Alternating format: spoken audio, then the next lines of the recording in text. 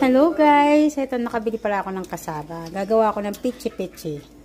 Ito, may kulay na to guys. Gumamit ako ng yellow food coloring and green food coloring. Ito yung mga gagamit na din. Lime water. Binigyan ko na siya ng lime water. Teaspoon lang. At saka itong vanilla extract. Teaspoon lang din nilagay ko guys. And 1 cup sugar ang ginamit ko. White sugar. Gagamit din tayo nito. Mga cheese. At saka to. Bumili din ako ng coconut. Gagamit din tayo ng butter para sa ating mga canister. Para hindi dumikit. Imbis na water yung gagamitin ko dito guys. Sa pichi-pichi natin. Gagamit ako ng fresh milk. Para mas masarap. At mas kakaiba yung lasa. Mas gusto ko siya. Kasi yung water lang siya.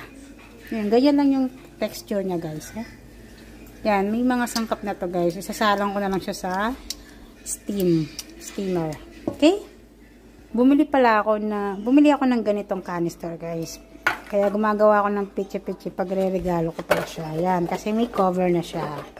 Okay? Check natin.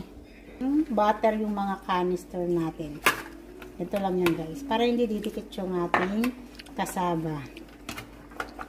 Okay? Ito. Tapos sasalang na natin siya sa steamer after nito. Ayan to guys. Kalahati yellow, kalahati green yung ginawa ko. Malit lang yung steamer ko dito sa Canada guys. Malit lang siya kaya pwede na to. Pwede na yan. Okay? And then takpan na natin siya guys. Yan siya guys. Tinakpan ko siya with ng cloth yan para hindi mabasa yung ating kasaba. Pichi-pichi. Okay? Ito guys, 20 minutes ko pala siyang isasalang. Ito yung timer ko. Okay? Ito na guys. Check na natin ng ating pichi-pichi. Kung didikit na. Hindi naman siya dumikit guys. Ibig sabihin luto na siya. Naman siya guys. Colorful. Yellow and green. Hi guys, ito na yung ating finished product na ginawa nating pichi-pichi. Yan na siya guys. Swak na swak sa pangregalo guys. Ayan.